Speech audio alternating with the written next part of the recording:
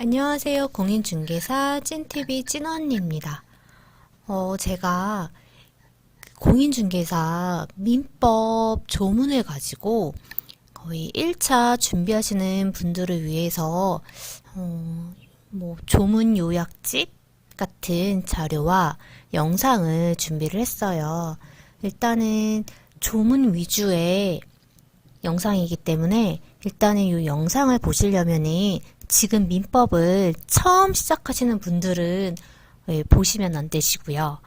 일단 민법이 기본 3회독 이상 되셨거나 일단 시험이 이제 얼마 안 남아서 막판 민법 정리를 위한 분들이거나 아니면 동차 준비를 하시느라고 정말 시간이 너무 없어서 민법을 기본적인 내용이라도 외우고 시험을 쳐야겠다 싶으신 분들은 제 영상이 조금이라도 도움이 됐으면 좋겠습니다. 그래서 오늘은 민법 총칙 제103조와 104조를 먼저 읽어 드릴게요. 제103조 반사회질서의 법률행위 선량한 풍속 기타 사회질서에 위반한 사항을 내용으로 하는 법률행위는 무효로 한다. 여기서 무효는 절대적 무효를 말하고요. 따라서 추인할 수 없으며 불법 원인 급여에 해당하여 반환 청구를 할 수 없습니다. 다만 그 불법의 원인이 상대방에게만 있거나 상대방의 불법성이 현저히 큰 경우에는 예외적으로 반환 청구가 허용됩니다. 그리고 강행법규 위반이라고 해서 그 모두가 반사회질서 법률행위에 해당한다고 볼 수는 없고요. 따라서 같은 말은 아닙니다. 그리고 불법성은 법률행위 성립 당시를 기준으로 하고요. 그 다음에 동기의 불법도 표시되거나 상대방에게 알려진 경우에는 무효가 됩니다. 판례를 살펴보면요. 반사회적 행위에 해당되는 경우에는 공무원 청탁 대가 지급, 허위 진술 대가 지급, 보험금 부정 취득 목적 보험 계약, 그리고 소송에서 사실대로 증언 조건으로 하더라도 그 급부 제공이 통상 용인되는 수준을 초과하는 경우에는 반사회적 행위에 해당합니다. 그리고 성공 보수 약정 같은 경우에도 형사사건과 민사사건을 구분해야 되는데요.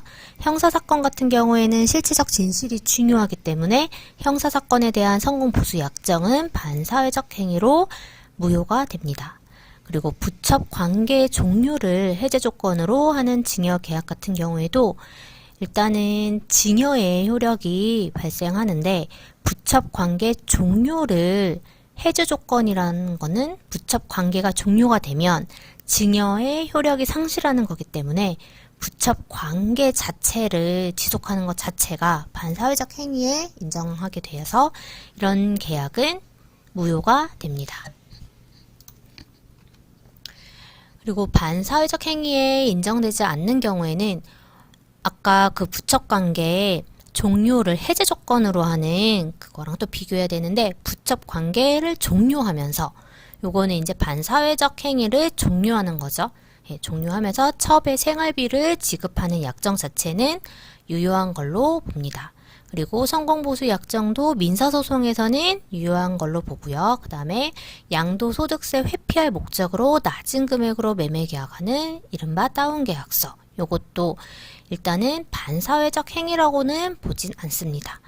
그리고 반사회적 행위에 조성된 비자금을 은닉하기 위해서 임차하는 행위, 법률행위 성립 과정에서 강박이 개입된 경우, 그 다음에 주지직 거래를 알면서도 한 주지 임명 행위는 반사회적 행위로까지는 보진 않습니다. 다만 전통사찰 존립에 필수 불가결한 임야를 증여하는 계약은 무효로 봅니다. 그리고 그 강행법규랑 반사회질서 행위랑 같지 않다고 봤잖아요. 그 때문에 무효이지만 반사회적 행위로 보지 않는 경우는 일단 강제집행 면할 목적으로 허위 근저당 설정 행위는 통정허위로 무효이나 반사회질서 법률행위는 아닙니다. 그리고 탈법 목적의 명의신탁도 무효이지만 반사회적 행위로까지는 보지 않습니다. 제104조 불공정한 법률행위 당사자의 궁박, 경솔 또는 무경험으로 인하여 현저하게 공정을 잃은 법률행위는 무효로 한다. 여기서 불공정한 법률행위에 성립하기 위한 객관적인 요건은 현저한 불균형과 거래상의 객관적 가치입니다. 그리고 주관적인 요건으로는 궁박, 궁박은 정신적, 심리적 궁박을 말하고요. 경솔, 그 다음에 무경험, 무경험은 거래 일반의 무경험을 말합니다. 이 중에 셋 중에 하나만 있어도 요건은 충분히 성립하고요. 법률행위 성립 당시를 기준으로 판단하고요. 의사표시를 대리행위했을 때에는 궁박은 본인 기준, 경솔, 무경험은 대리인 기준으로 판단합니다. 그리고 단순한 인식으로 부족하고 폭리자의 이용 의사가 적극적인 이용 의사가 있어야 되고요.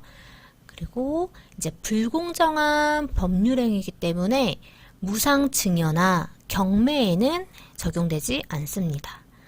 그리고 입증 책임 같은 경우에는 무효를 주장하는 자가 모든 요건을 입증해야 합니다.